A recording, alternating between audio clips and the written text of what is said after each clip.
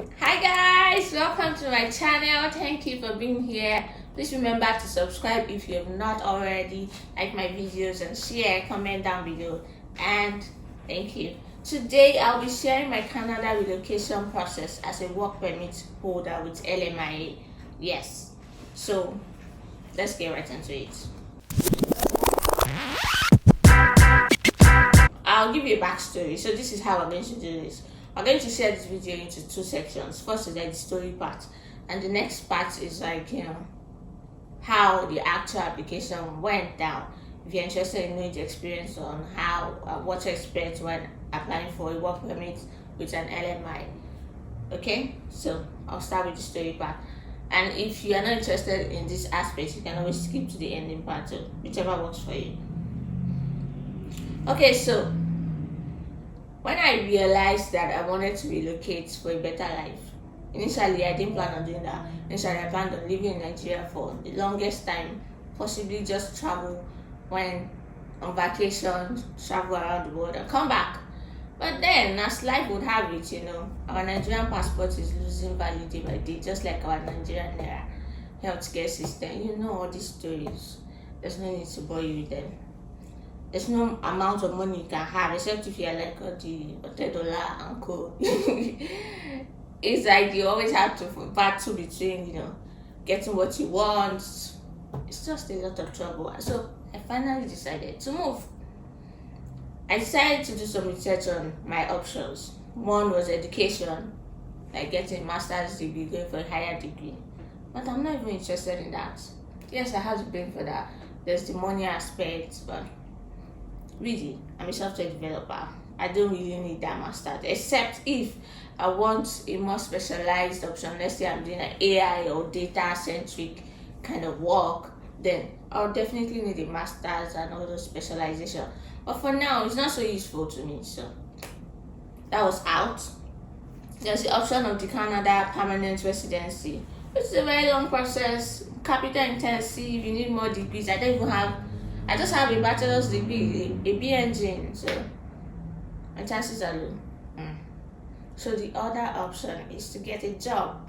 Thankfully, software developers are globally hired because it's the same tool that we're using. If you're a software developer in Nigeria, it's the same GitHub that you're using that they're using in America.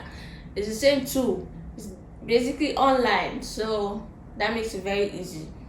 And then I knew that this was the option. And if I get a job, I could start remotely or get a job that has the relocation package and it could help me move. So this was like my shortest possible option. Not that there are no other options, but this was my shortest possible option. It might take a while, but I'll get there. So this was my focus. I would focus on getting a job that had relocation, and then the rest to be out there. So my options now were either Germany, because Germany is promising, top of my list, many tech companies, possibility of travel, tourism within Europe with the Schengen visa.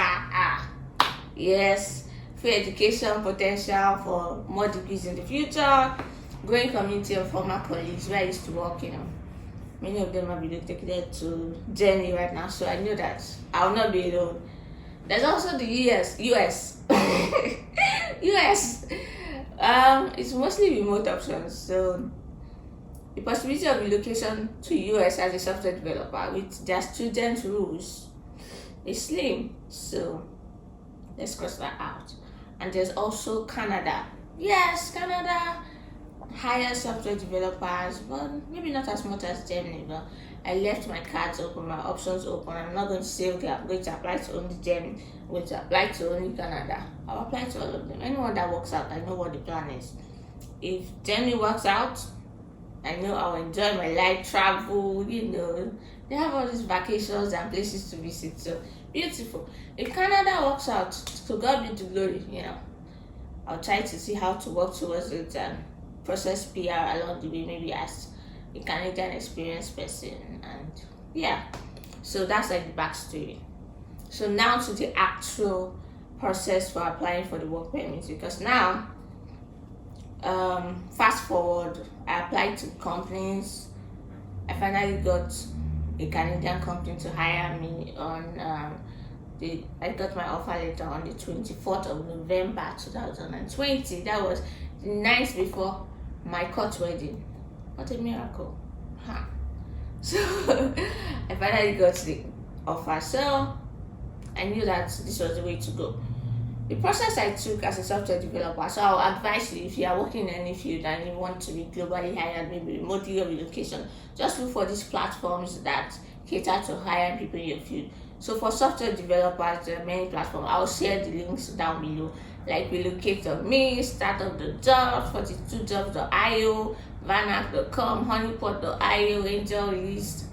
The list goes on. I'm just going to share them right in the comment section below or in the description section below. So I applied to all these websites. You know how it is when you apply to jobs. It's not so straightforward. You can't say it's 1 month or 2 months. It took me a long time, so I'm not going to make it switch-coat it and make it seem like it was a breeze in the park or a walk in the park. It wasn't straightforward. Even when I was doing my interviews, it was during the NSAS period, so it was hot. I was building my take-home project when there was no light, there was no power. I couldn't go buy fuel for my gen because they were shooting all around. Filling stations were closed.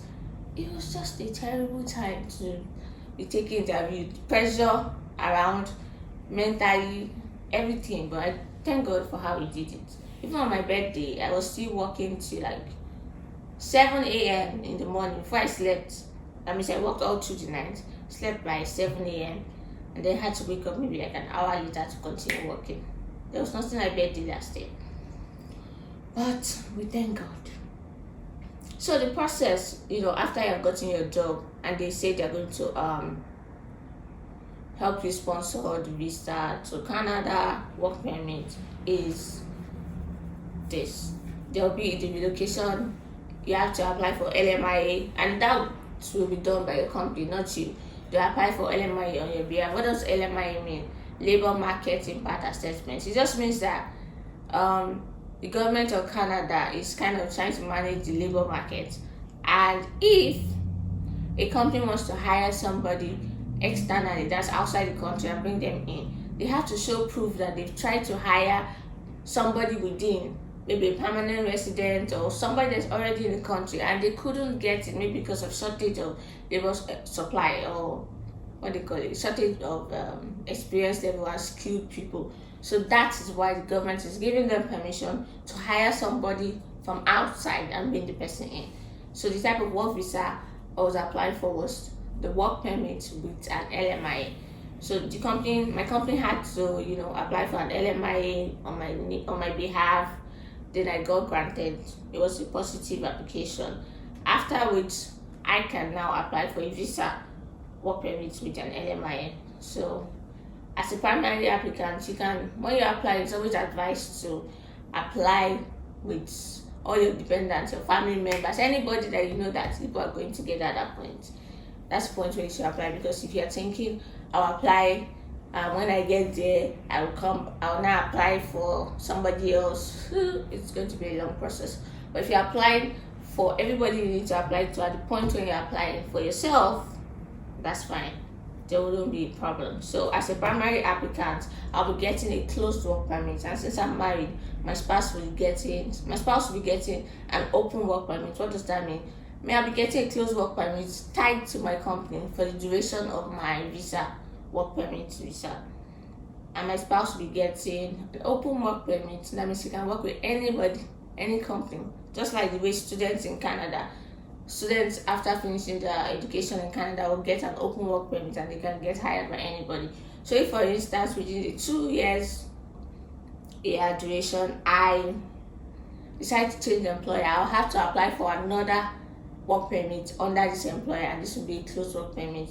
And this is something that will have to be renewed until maybe when I get a permanent residency card or I become a citizen.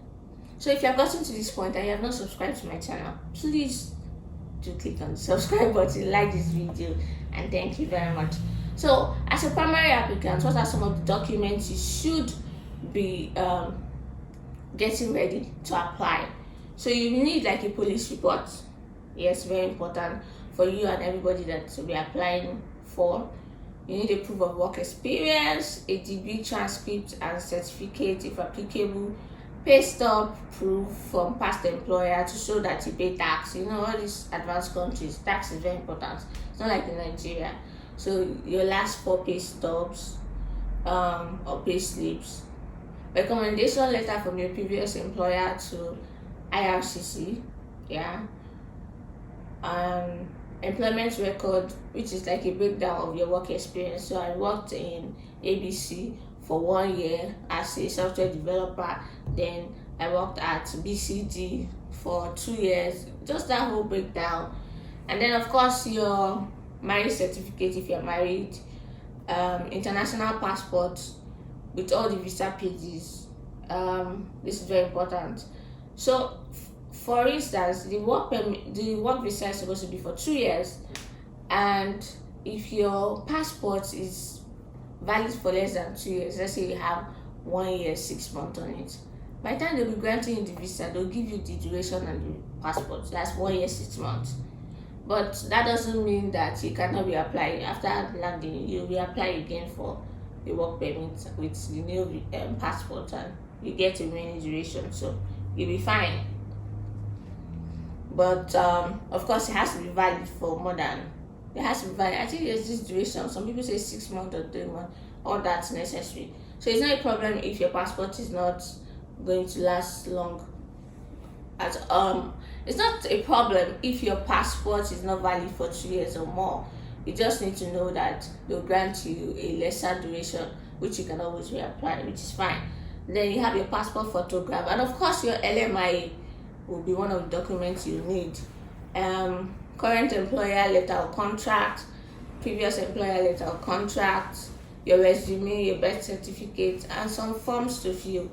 So there'll be a lot of forms for the primary applicants to fill, but these are like basic information. So also for my spouse, he didn't really have many documents to show, just international passport, marriage certificates, police reports, and a few forms to fill.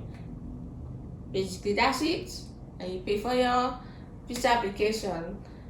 And ours was like about $580 Canadian for 2 people in our case. That was it, and this cost includes biometric fee.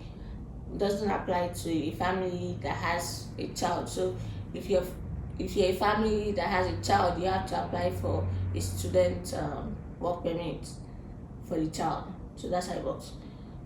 And then one very important document we needed to was medical check. So we had to do a pre-approval medical examination. So you have to do this before you apply for a visa, because you know there'll be a lot of people doing medical checks, and you don't want to be at the case whereby that's the only thing you're waiting for. So you go for the medical test earlier, say months ahead, and know that you've done it, because scheduling and booking an appointment might not be so straightforward. So we did that, say, in February 2020, and it's valid for 1 year, so I knew that was done. And after applying, I think a few days or a week or more, we got information on our profile that we can go for biometrics. So we got a biometrics confirmation letter, and we had to book an appointment with VFS Global Canada Visa Application Center in Lagos. So go to the VFS Global website, book an appointment, day and time slot, print out the appointment time slot and day, take it along on your day of appointment, take along your international passport, what else? 2 colored printed copy of your international passport data page. Please, that's very important to take along, because you know the way Nigerians, we like taking advantage of other people. So if you don't have this document and you get to the visa application center, you have to print it out outside, and those people are going to extort you. Imagine paying 1,200 for 1 copy, printing a copy. That's just too much now. It was just one ridiculous amount. We just like taking advantage of people, and yet to be praying for God to bless you. I don't know. So keep documents given after the whole process. You need that for the next day. Just keep it, and the whole process is quite organized. So kudos to them. From there, our visa profile got uploaded with the biometrics details, which is valid for 10 years. And our medical check status was updated too, because we had done that previously. And let's say after a few weeks or a few days, we're requested to upload a document which we had already submitted previously. So this doesn't always happen, but sometimes the agents might just be busy and they don't go through the documents properly, and they just realize that you need to resubmit something that you had already submitted. So we uploaded that after a few weeks or a few days. All this thing took about 1 month-ish. They asked us to submit our passport, so we were requested to submit our passport. We're given the passport request letter, printout of our corresponding letter. You have to print that out too. And then, so at this point, what you do is send an email to the VFS office to find out how to submit the passport. But I have a template. I don't know if they've updated that, but it's always nice to reach out to get the latest information. Is that they'll ask you to send your passports, the passport request letter received from IRCC, you attach that as well, attach the visa application fee, attach your contact information, your email, phone number, written in front of the 2 copies of the data pages of your international passport. So you're supposed to have 2 copies of your data pages of international passport. Write your email address on it and phone number address on it. In front, the collection slip you were given on the day of biometrics, there's one very long slip that looks like receipts. You attach that as well. And then a consent form from VFS. You're supposed to fill 2 of that. And those are things to submit. Once you submit it, you send it to the courier. I use DHL to send it to the VFS office in Lagos. Track the passport when it gets delivered to them, to the VFS office. And as soon as you get delivered to the VFS office, start tracking from VFS to get a tracking number from VFS for your information on how your passport is moving from VFS office to IRCC and back to you. So in my case, it got to VFS office, and then they sent an email showing and text message showing that it was going to the IRCC office in Lagos. From there, it got to IRCC office in Abuja, like that, and back. So just before you get your passport back, you have to pay for the courier service of the passport transmission fee. I think each candidate or each applicant has to pay a certain amount. I can't even remember how much you paid. I think it was 7K plus each for each of us. So it was about 15K plus. And then we got back our passports with our work visas on it. And that was it. Ready to Japa. So in case you have any questions or there's some areas that are unclear to you, I'm going to drop some more details about this in the description section below, so you can do check that. And if you know somebody that this information might be useful to share with them. Thank you very much for watching my video. Do like, share, subscribe, and I'll see you on my next one. Bye.